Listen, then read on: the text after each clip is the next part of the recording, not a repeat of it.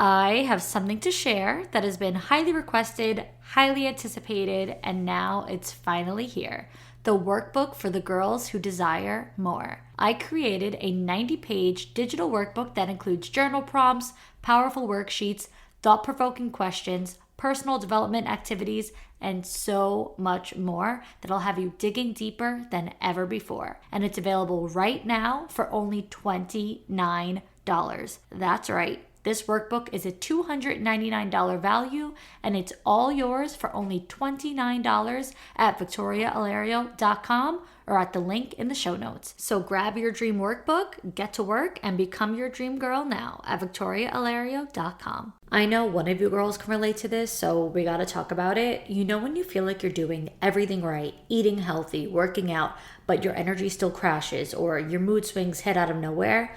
And then you stress because you don't know what you're doing wrong? Well, what I've learned is that it's not you at all, because a lot of these issues are tied to hormone imbalances, and then the stress just makes it worse because it messes with your hormones even more. And that's where Happy Mammoth comes in. They offer a free 2-minute quiz that can help you uncover the root cause of your hormonal symptoms. It's super easy. Just answer a few questions about what you're going through and where you're at in life. And the best part, after taking the quiz, you'll get a personalized recommendation to help balance your hormones and start feeling better. So of course, I took the hormone quiz myself, and it gave me some insight into what might be happening with my hormones, like potentially an overload of estrogen, which can affect me in all kinds of ways. So it recommended I take Hormone Harmony, which helps with bloating, chronic fatigue, weight gain, mood swings, anxiety, your cycle, and more. And after adding it to my routine, I noticed such a difference. We often think we need big lifestyle changes to feel better, but in reality, small habits like taking Hormone Harmony every day can have a huge impact on how we feel. And taking care of your hormones isn't just about feeling good right now, it's about investing in your long-term health. So whether you're recommended Hormone Harmony like I was, or another Happy Mammoth product, the quiz will help guide you towards solutions that work specifically for you. Ready to start feeling like yourself again? Head over to happymammoth.com and take their free 2-minute hormone quiz today to find the ultimate answer to your stubborn hormonal issues. And for a limited time, you can also get 15% off your entire first order with my code FORTHEGIRLS at checkout. That's happymammoth.com and use code FORTHEGIRLS for 15% off today. You're listening to a For the Girls podcast Flashback Friday episode. Every Friday, I reshare an older episode for new listeners who haven't heard it, or as a refresher for OG listeners who might need to hear it again as a reminder. Enjoy, and I'll see you with a new episode on Monday. Settling is not an option for me. Everything I desire is already mine. What if you can have it all? Because every day is for the girls. Hello. Welcome back to another episode of For the Girls. I'm your host, Victoria Alario. And today we're talking about understanding and communicating your needs. And I also have a Dear Victoria segment at the end that I think is a really interesting one. So definitely stay with me until the end because we got a lot to discuss, and I think that you'll really enjoy that Dear Victoria advice segment as well at the end. So girls, let me be the one to make it very clear to you that you need to have your needs met. Okay, I'm going to say that again. You need to have your needs met. If you want to make that an affirmation, tell yourself, I need to have my needs met. Write it down, put it on sticky notes, stick it on the mirror, put it in your car, put it in your notes, put it on your computer, on your lock screen. I need to have my needs met. Period. End of sentence. Okay, that is it. And step 1 is obviously knowing and understanding what your needs truly are. And this self-accountability is so important here. It is so important when it comes to understanding your needs, because self-accountability is how and when you will actually implement what those needs are. It's how you will actually implement your standards and boundaries. Will you stick to them? Having that self-accountability is a matter of being true to yourself. It's remaining true to who you are. It's knowing these are my standards, my boundaries, my morals, my values, my needs, my desires, so on and so forth, and actually sticking to them. So you gotta have that self-accountability. Like I've said before, We are not entitled to putting expectations on people to meet our needs, but we are entitled to what we desire and upholding our needs. So if someone can't meet them, that's okay. We can express ourselves and communicate with them. But if they aren't aligned, then that's it. We go elsewhere. Someone or something better suited for you awaits you. So you're not putting expectations on people and trying to hold them accountable and saying, but you have to meet my needs. You're just holding yourself accountable to say, well, this is what my needs are. These are my needs. So if they're not going to be met, then this person isn't for me. Staying in relationships or maintaining friendships where your needs can't be met or won't be met should never happen. Take a shot every time I say needs, by the way, because I need a drink right now after the week I've had, and you all should get just as drunk as I will. That is a joke, but I did try to say it as seriously as I possibly can. If you do take a shot every time I say needs, maybe it'll be about 47 times, so let's relax on that. So how do we identify what our needs are first? Now it's going to drive me crazy every time I say the word. How do we identify what they are first? Well, I break it down into 3 ways to know off the bat. 1, if it doesn't feel right, it isn't right. 2, if you feel lack or scarcity more than abundance. And 3, question yourself. So for starters, your body will tell you before your words even do, before your head does. That's why I always say listen to your gut, listen to your intuition, more than listen to what your head is saying or what your mind is saying, because that's all about what you are consciously thinking. Rather, your body, your gut, your intuition it might not be coming up for you in your head, but you'll feel it. Emotional and physical safety and security are the key feelings to know when a situation is right or wrong for you. If you don't feel entirely safe, you'll feel unsettled, you'll feel major doubt, and you're going to find yourself constantly overthinking. Now, remember, this doesn't only mean physically safe, like being scared. Of course, that's important. You do want to feel physically safe with someone, but I'm also really talking about emotional safety, because emotional safety is feeling at peace with someone. Like you can be 1,000,000% yourself without fearing judgment or rejection. And you'll know because you'll feel that. If it doesn't feel right, it isn't right. Don't ignore the feeling. Instead, go after that feeling. Look deeper into that feeling. Really try to figure out what feels off, what feels unsafe. When do I feel safe or unsafe? That's how you know what's right for you, based on the peace that comes along with that thing.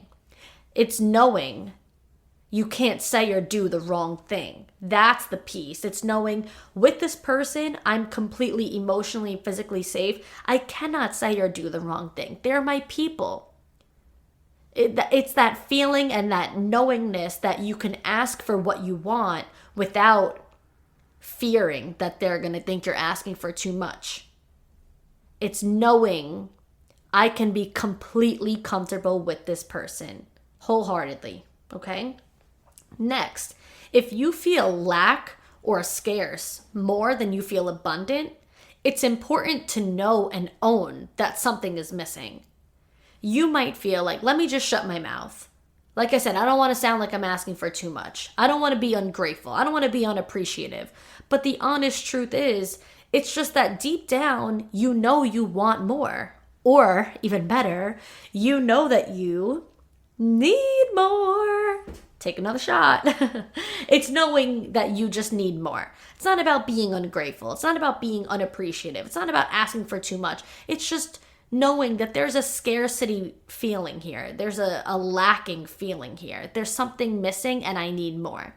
So a very kind of silly but very, very, very valid example for me personally is that all 5 love languages are equally important to me. And I'm going to give you this example because I think it really applies here with that scarcity feeling.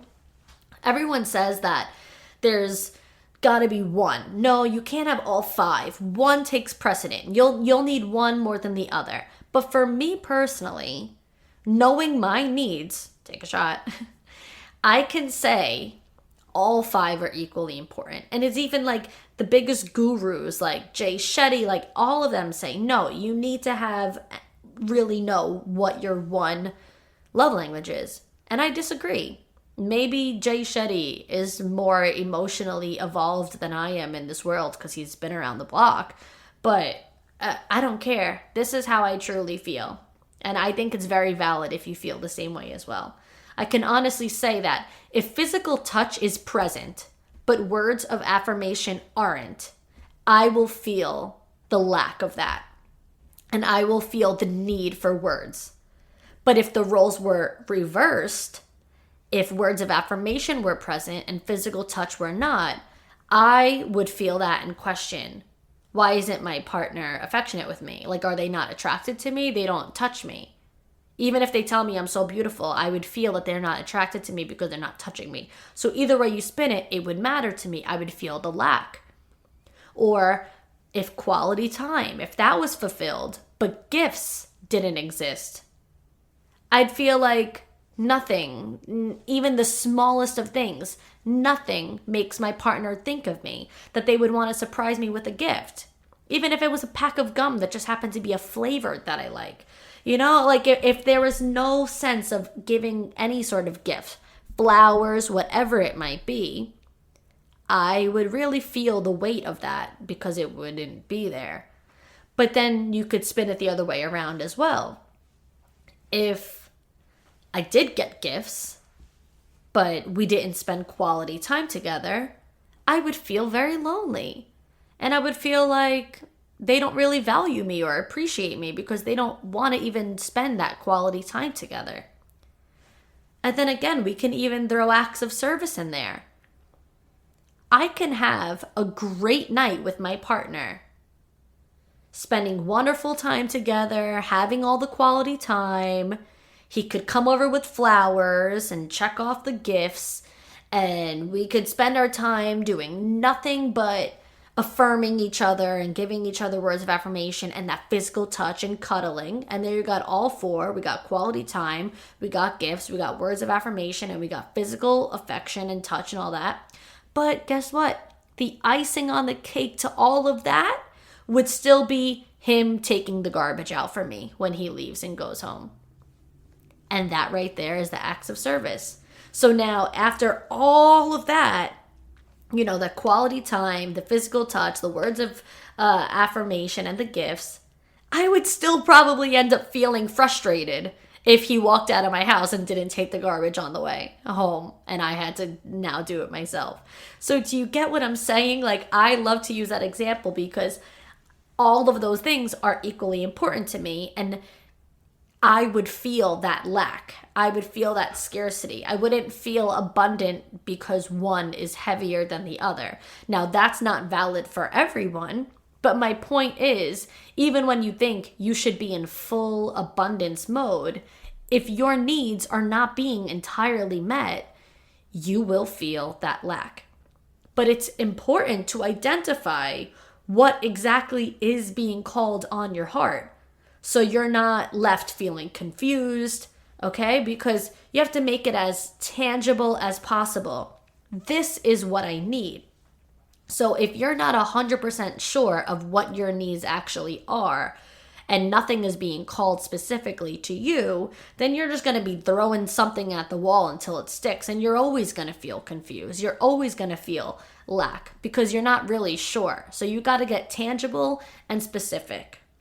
And so the third thing to tie it all together is to ask yourself questions, because only you have the ability to give yourself the clarity you need. No one else can give it to you. No podcast episodes that I put out, no TikTok videos of what someone else has, like nothing or no one can tell you what your needs are. You need to dig deep and discover that within. I actually watched a video the other day that I will say made me cringe. I can't even believe I watched the whole thing, but I happened to be doing my makeup. So you know when you're doing your makeup and like a long video comes up and you're like, oh good, finally I don't have to swipe every 30 seconds. I could get like a full 10-minute video here to just listen to. So whatever, I'm sitting doing my makeup, listening to this girl read off her relationship rules, and I was dying. It was like, I must have my boyfriend's location on at all times so I can track him.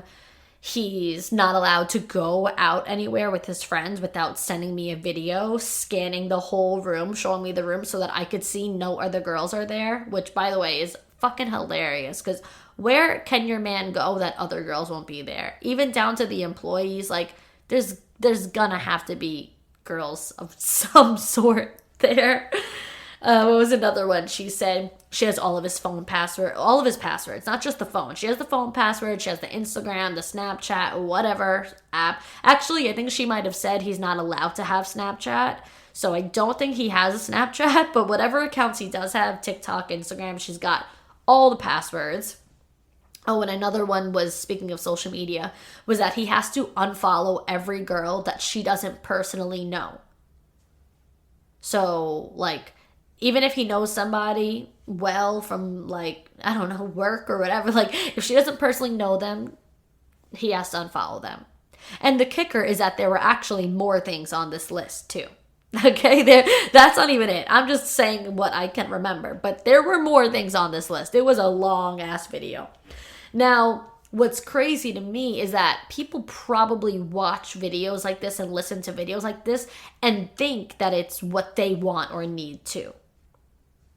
So they're going to hear that and say, oh, I want to have my boyfriend's password.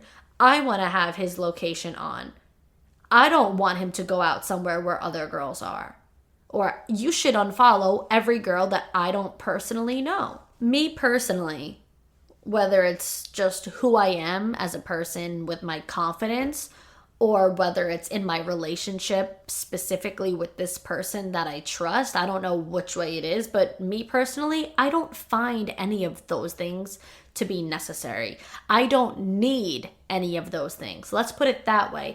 Even if I said, yeah, sure, like I would turn on location just to know, like I just don't need it. Like I wouldn't be opposed. Like of course if he asked or offered, I wouldn't say no, I don't want it. I just don't need it. Or if he offered to, never go out with his friends or unfollow every girl he's ever known, like sure, like go for it. I wouldn't necessarily ask of those things because I just don't need those things. I don't find those things necessary. If I need to know where you are, I'm just going to call you. I'm just going to ask you. I've never been the type to have anyone's location, even aside from relationships. I know a lot of my friends have my location. I don't even know how to check their location. I just never...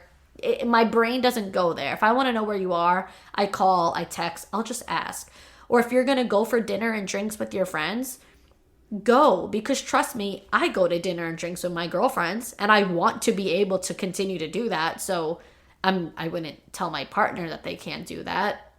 And then as far as the passwords, the honest truth is I would never even remember your passwords. There's really no point in me knowing, because I don't even remember my own. I'm constantly having to reset my own passwords, probably on a weekly basis. I can't even tell you how many times that I have to reset my passwords because I don't even remember them. So I really probably wouldn't remember yours. I'm not opposed to it. Like, say, for example, you're not necessarily Instagram and stuff like that, because really, why would any person ever need that? I would never want or need your social media account passwords. But say the phone for like safety purposes, say that you have to get into their phone, I don't know, God forbid, of an emergency. Sure, of course, I'm totally fine with that. But I don't know, it's never come up. It's never been something I feel entitled to. It's never been something that I feel I need. If my boyfriend is looking for something on my phone, I'll just be like, oh yeah, this is my password, so that you could just type it so that you could open the phone. Oh, so tell me answer this text for me, whatever it might be. Like, sure, things like that, but I don't know. Again, it's not a need. And this may be a matter of your own confidence that you have in yourself, or it may be the confidence and security that you have in the relationship. Like I said, that feeling of emotional safety and security. If you have that, you're not going to necessarily have these needs, regardless of what you see online. And the other thing too, with the unfollowing situation, I mean, I'm not going to lie, a while back, months ago, I definitely did look at who my boyfriend follows on social media because I was curious. Not necessarily like I was going to do anything with that information. Not like I was necessarily going to pinpoint certain people and say, you have to unfollow this person or who's that. Like, no, I've never done that. But I've certainly looked because I would like to know who my boyfriend follows on social media. But quite frankly, I didn't see anything out of the ordinary. Of course, he follows girls because he met people and knew people from before he even met me. We only met this year, so I don't know the people that you've known prior to this year. Nothing stood out to me to be like suspicious of or, I don't know, feel threatened by. Just like he doesn't even pay attention to them. Like he just happens to know them and has followed them from the past. So no, it's not something that's really on my radar. And the reason why I'm bringing all of this up and going through all of these things is because I hear it all the time. And I think it's just really important to know that what someone else needs, you very much might not. And that's okay. So don't try to convince yourself that you have to have all of those things. So this is why I want to bring it back to asking yourself questions. Questioning yourself to give yourself that clarity, because no TikTok video is going to give you true inner peace or true inner clarity. So some example questions to ask yourself would include things like, what doesn't feel right? What do I feel? Why don't I feel safe or secure? What makes me feel unsafe? Where do I feel lack?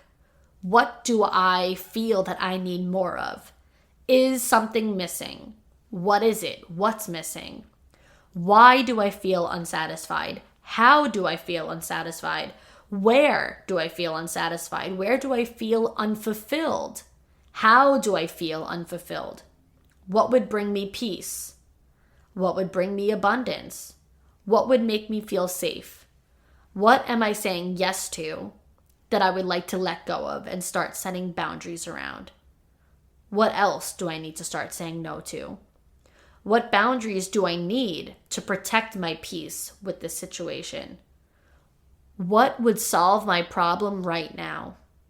What do I need right now? This is why our relationship with ourselves is the most important relationship that we have. It is the foundation of our lives. And the key way to grow that is our dialogue with ourselves. What we tell ourselves, what we ask ourselves. And in this dialogue, we will naturally identify what our needs are. So what comes next is how we respond to them. Hence, communicating your needs. So I put together an entire list on how to clearly and maturely do that. So let's go through it. 1, get clear and conscious.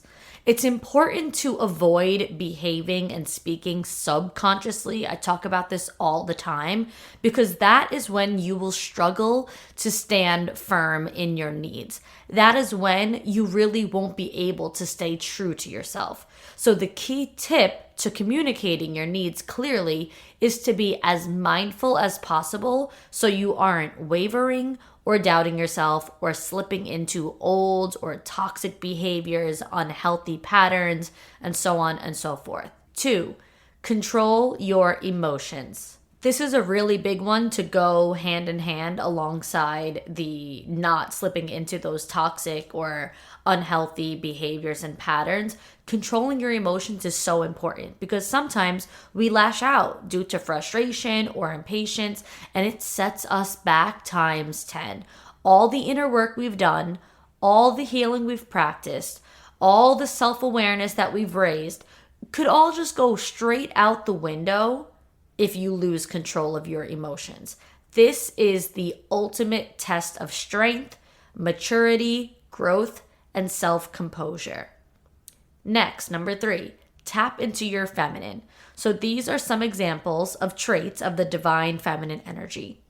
Emotionally connecting, nurturing, vulnerable, expressive, controlling their emotions, like I just said, prioritizes feelings, good communication skills, compassionate, gentle, kindness, and forgiving.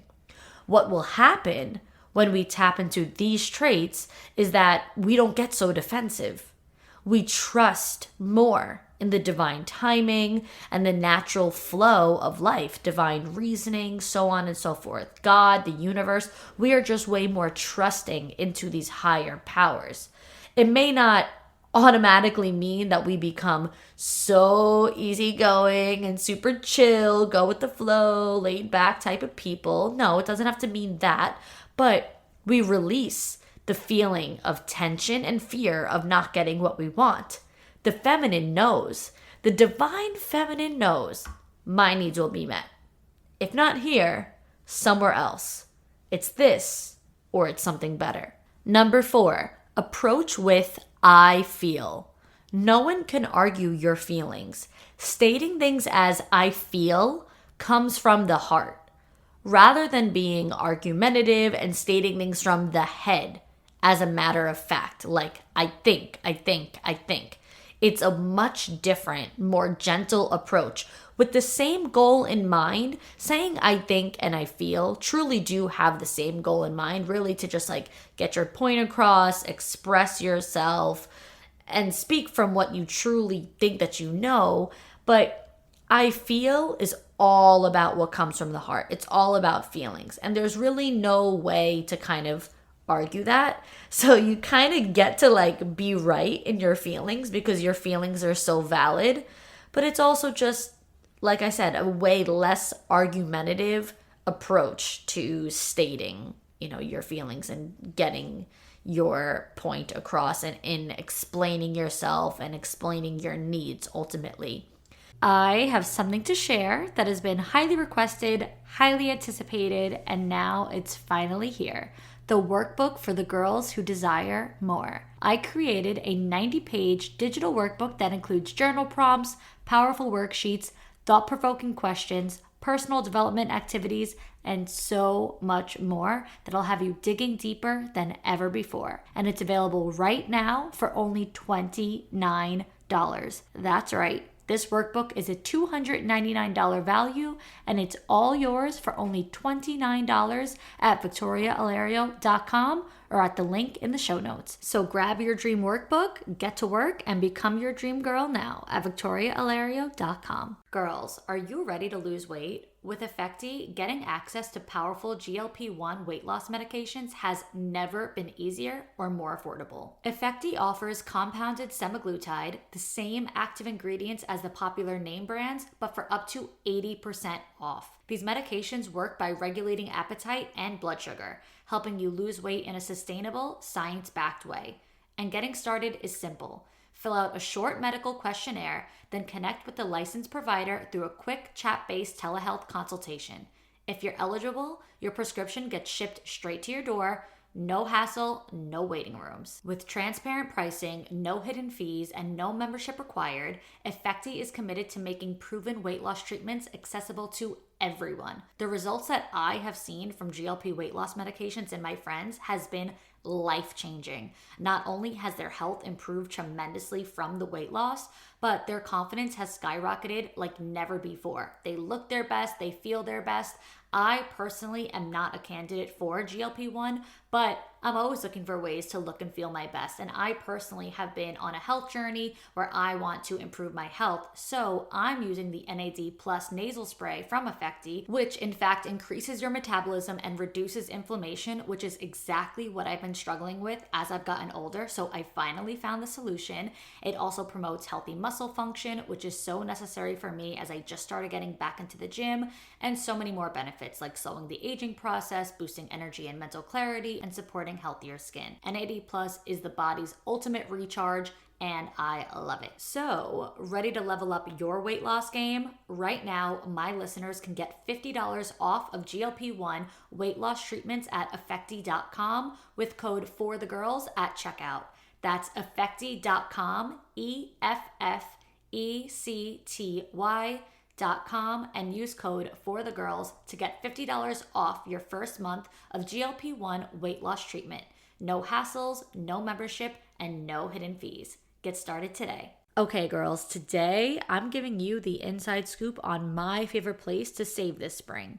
At Ross, it's the spot to get everything you need at prices you'll love. Because when you find brand names for 20 to 60% off other retailers' prices, you'll definitely be finding your next favorite outfit and more. Trust me, you don't want to miss out on these deals on your favorite dresses and tops. And at this price, you might as well throw in a new purse or pair of shoes too. But Ross isn't just about savings. They're about giving back. This year, Ross and their customers raised over $4.1 million to support the Boys and Girls Clubs and local youth programs to help kids and families thrive. Seriously, just visit your local Ross and see for yourself, because I know you like to keep your closet full and your costs low.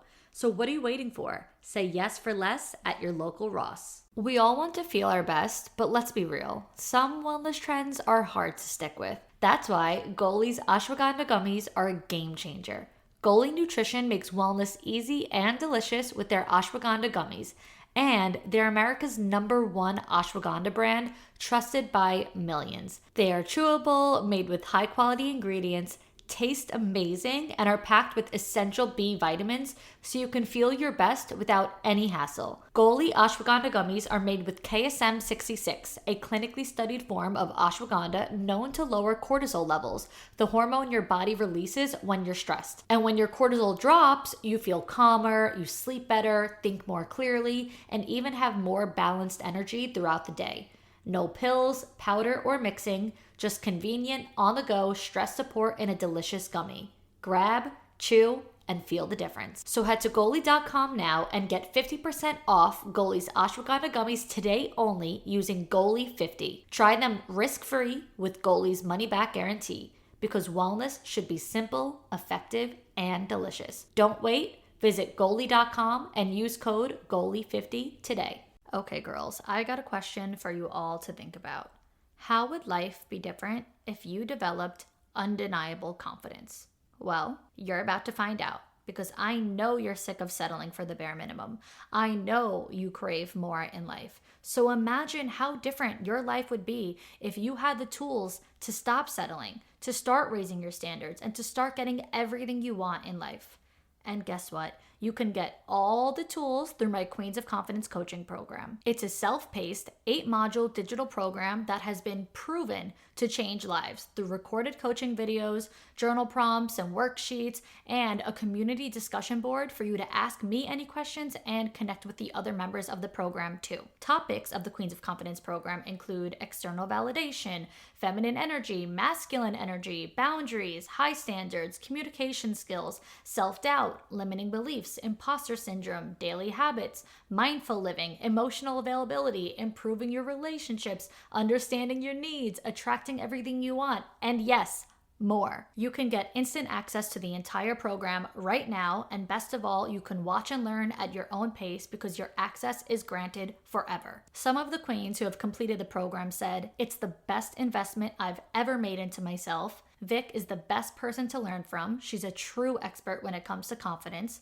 worth every penny. And I've taken a couple of courses where they sound rehearsed or just repeat the same cookie cutter things. Your course is the complete opposite, and your everyday examples really drive your points home." So girls, it's your time. Invest in yourself, you're worth it, and your 2.0 self will thank you for changing your life for the better. Head to victoriaalario.com or click the link in the show notes and get the Queens of Confidence program now.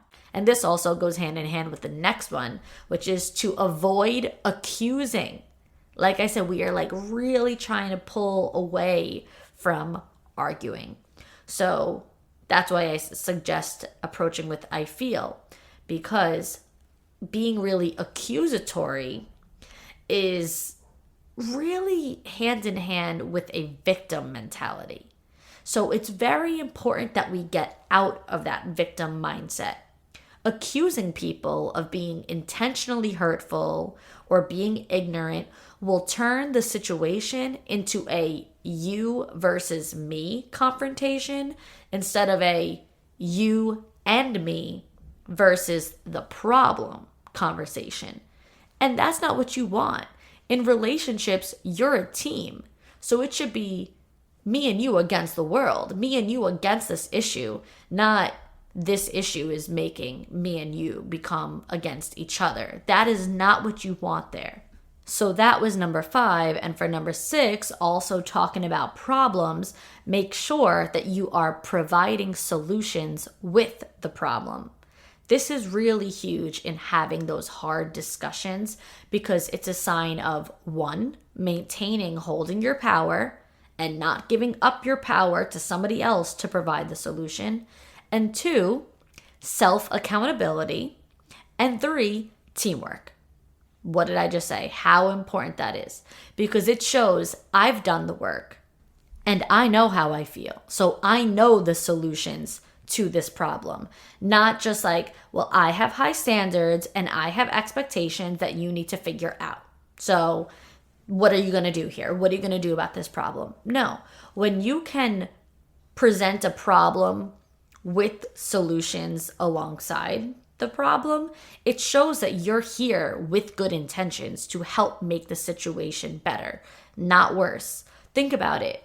Going back a couple bullets, how I said to avoid being accusatory, that is basically saying, there's a problem and you are the problem. You're causing the problem. This is your problem. Fix it. Give me solutions. Fix this problem. Whereas if you have a need that's not being met and you have a problem in your relationship, that you're able to say, here's what would make me happier, or here's what I need from you, or here's how that really made me feel, and here's what the way that I think is a better approach that will work for me moving forward. That right there goes to show, okay, I'm telling you, I'm being honest with you. There's something I'm not happy with, but I'm not here to fight with you. I'm here to help the situation. I know what I want, what I need. Like I said, I did the work. So I don't expect you to figure out what I need. I'm going to tell you what it is that I need because I did the work and I know it. Number 7 is know their communication style. So communicating with someone in their communication style will definitely help you get very far in these talks because it will make room for a sense of comfort for them to be able to express themselves with you and for them to also be able to understand you better. Some people like to say everything at once and then let the other person reply. Some people like to have back and forth dialogue. So you have to know the style that works for you and that works for them. Are you the type of person who's going to send a novel and then just let them read the whole novel and get back to you in bullet point format, let them check all the boxes? Or do you just want to get the main initial priority focal point out there first and then save all the rest of the things to throw into the conversation as time goes on? It really depends. But if you talk to someone in the communication style that you know that they respond well to, they're just going to do so much better in the conversation. They're going to have that space to communicate the way that they do best. Whereas if you have had these issues and whatnot before, and it's turned into arguments, and this style of conversating really just hasn't worked out in the past, then clearly you shouldn't be doing it again. You should make it a conscious effort to avoid going back into cycles and repeating the same patterns with somebody again. That's when a relationship becomes toxic. So if you're picking up on certain things that do work, that's when you can say, oh, okay, here's the issue that I have. I got to approach it in that way. Number 8. Be open to feedback and remove expectations. If you're going to get into communicating your needs, you really got to nail this one because you have to remember something. Your partner or whoever you're dealing with has their own set of beliefs, standards, morals, values, opinions, etc. So if you're closed off to feedback, it's because you don't care about those things. You don't want to hear their side of things. You don't care about the feelings that they may be having. You're not interested in understanding their beliefs, standards, morals, values, opinions, all of that. You're being dismissive of all of those things. But remember, you want them to hear you out. And your needs are valid. Your feelings are valid. So if you want them to give you that respect, and if you want to be able to get your whole point across, remember, you have to give them that same respect back. That's like, I feel like just life lessons 101. Like, treat people the way you want to be treated. So show them the respect that you would like to receive.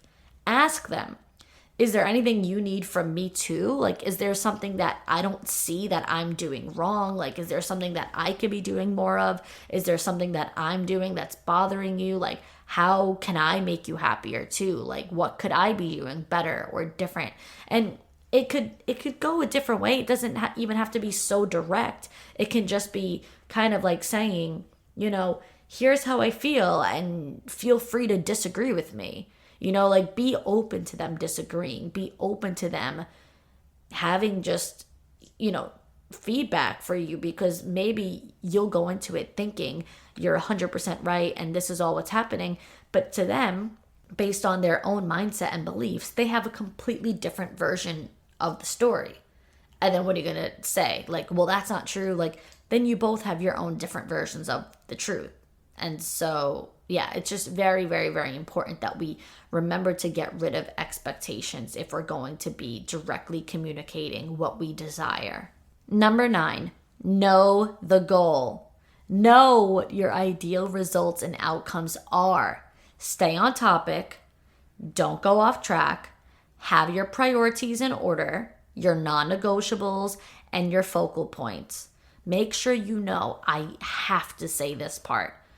This is the non-negotiable. This is my focus.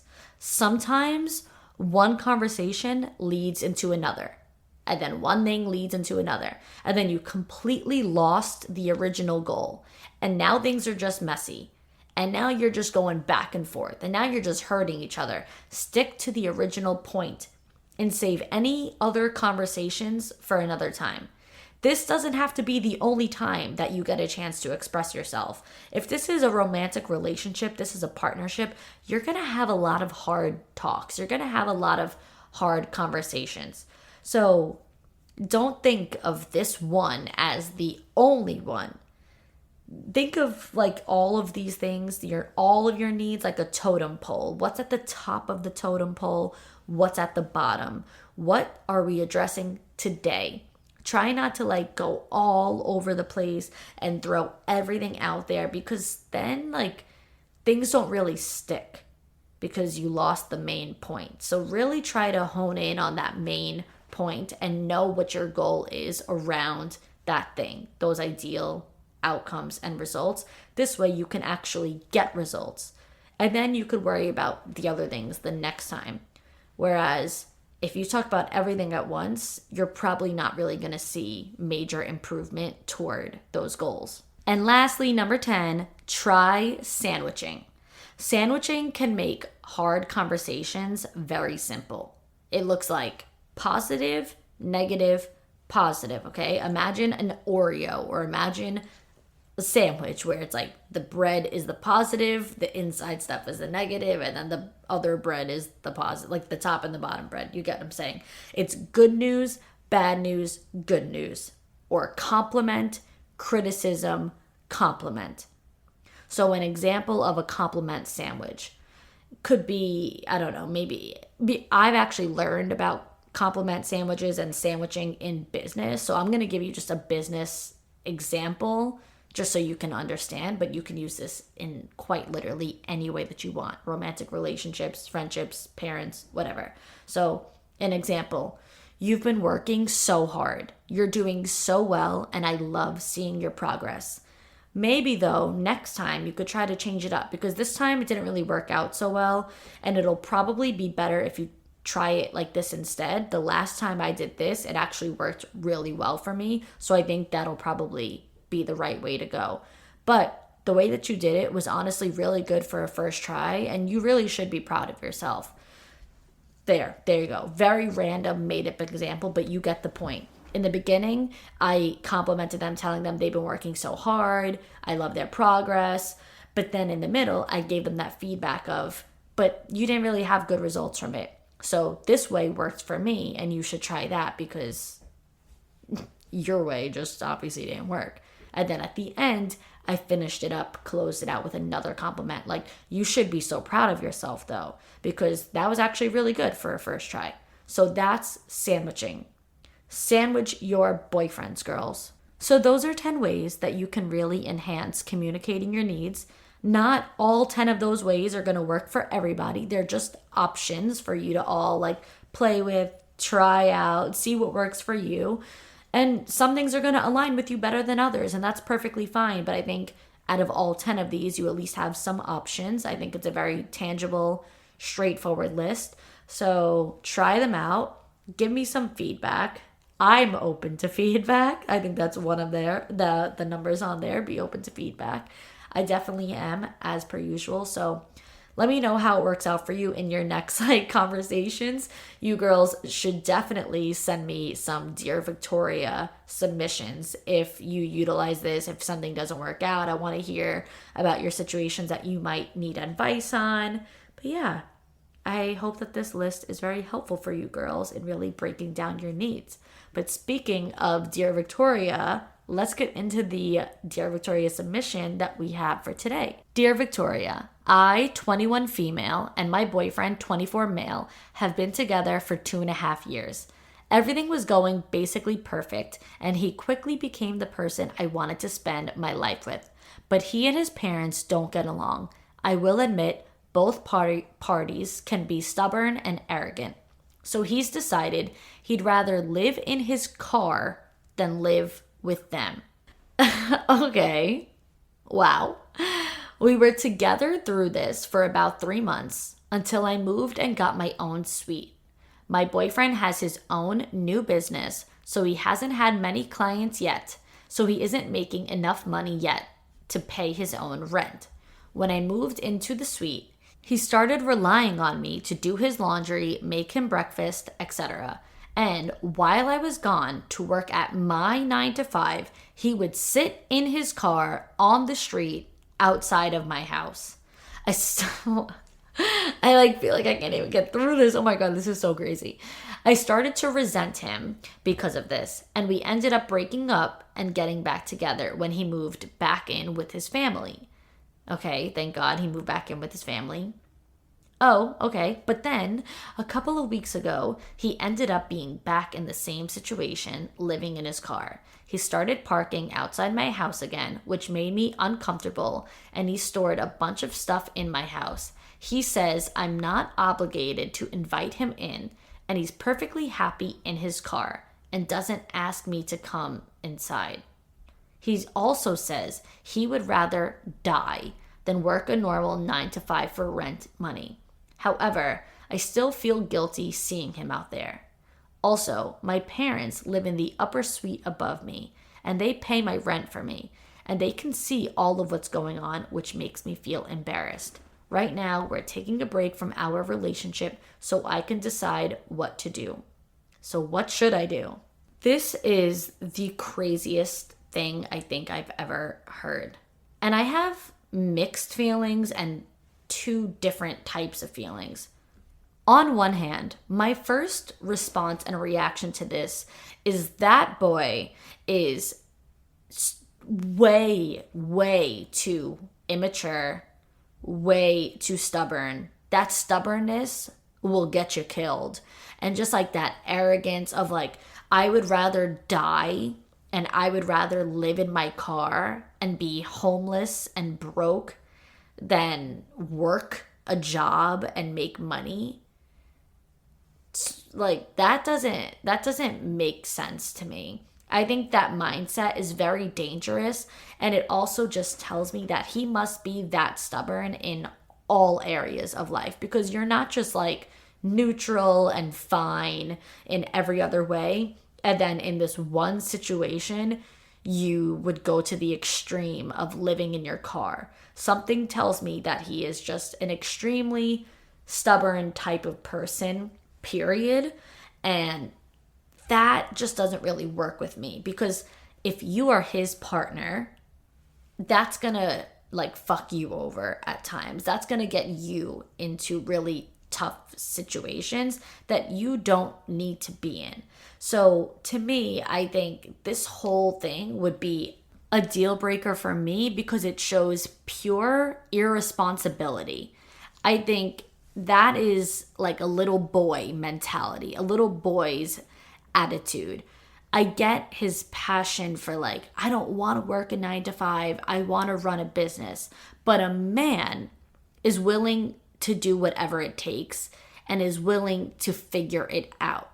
This sounds like a little boy who's angry and mad at the world and is like okay with being the victim and is okay with living in his car outside of his girlfriend's apartment. Like it's all just a bit too much, and it's showing true irresponsibility. I think if he was a man, at least a man in my eyes that I would want to be with, he would my ideal like outcome for him would be to just get a job for the next few months or a year to hold you over so you could even get a cheap apartment. It doesn't have to be a beautiful penthouse. It could be a studio, just so that you have a bed, just so that you have a place to shower and change. Like all of this homelessness as a just decision is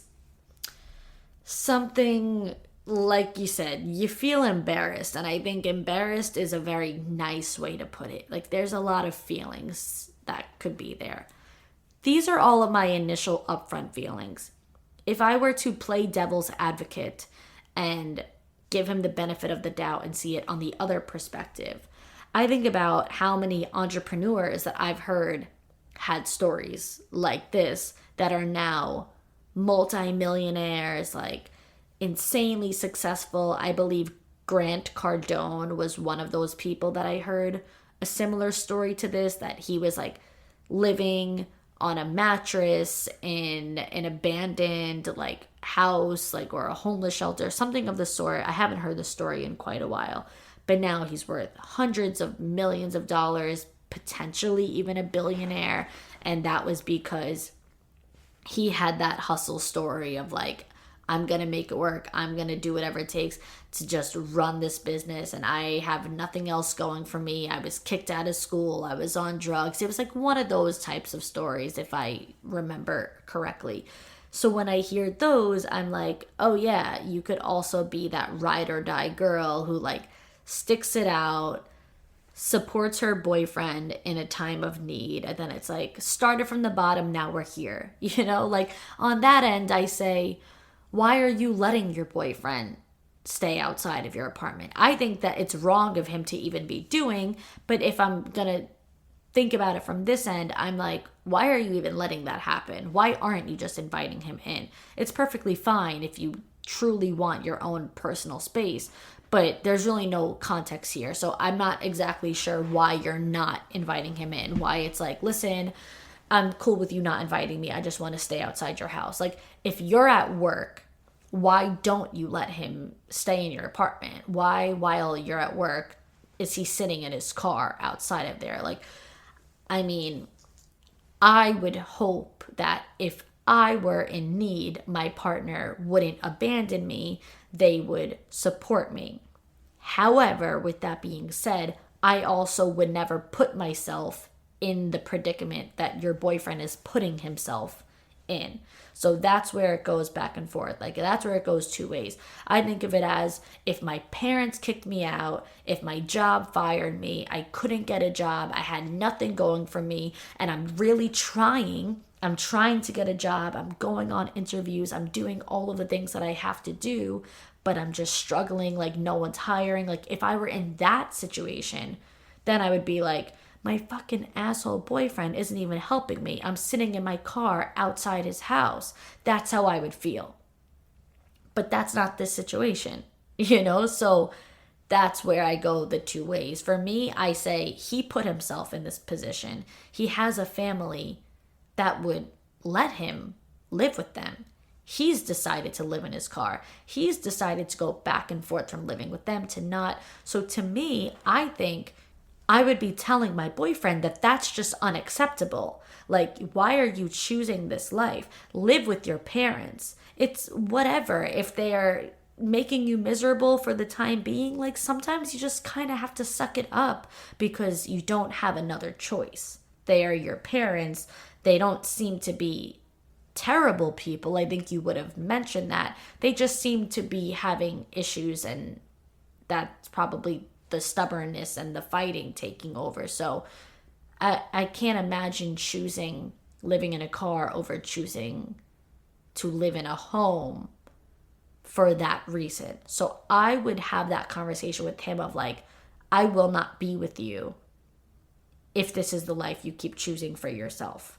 Because that is just pure irresponsibility, in my opinion. That is just true immaturity, and that stubbornness is way too much. It is dangerous how stubborn you are. So if you want to be with me, then you need to live with your parents and figure it out. Figure out the business stuff while having shelter. And if you refuse to live with your parents and you want to spend more time with me, like you want me to welcome you in more, then you need to get a job. Because I'm not going to let you mooch off of me, do your laundry here, eat my food, sleep in my place, rent free, all of these things, if you're not making the effort to make money, to at least survive. It's one thing if I need to support you a little bit for the next few months while you get your business running. That's a different conversation. But you have to at least be willing to get a job in that case. Maybe you won't make as much as I do because I have a true traditional 9 to 5. I'm on a salary. I'm making good money.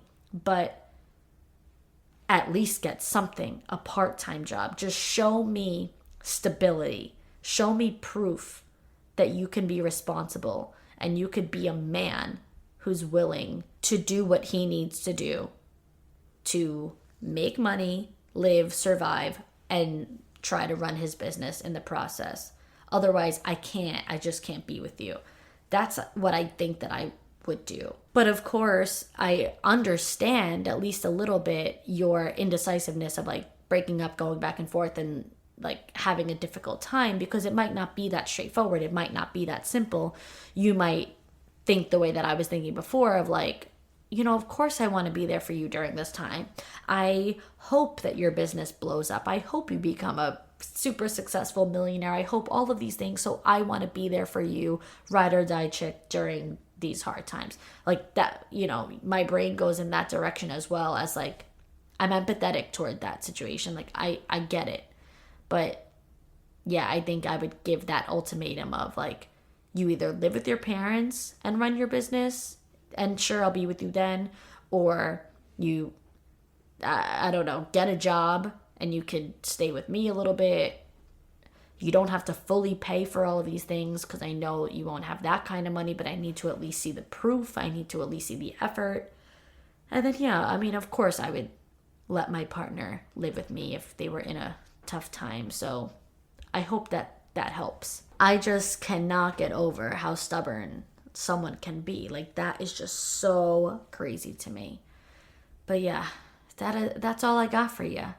And I definitely want an update on this. That is for sure. If anyone else needs some help from me, any advice, please be sure to email me to victoria.forthegirlspodcast@gmail.com. Please make the subject say Dear Victoria so you automatically go into the right folder. And then that is all we have for today. Thank you, girls, so much for listening. Until next time, girls. I have something to share that has been highly requested, highly anticipated, and now it's finally here. The workbook for the girls who desire more. I created a 90-page digital workbook that includes journal prompts, powerful worksheets, thought-provoking questions, personal development activities, and so much more that'll have you digging deeper than ever before. And it's available right now for only $29. That's right, This workbook is a $299 value, and it's all yours for only $29 at victoriaalario.com or at the link in the show notes. So grab your dream workbook, get to work, and become your dream girl now at victoriaalario.com.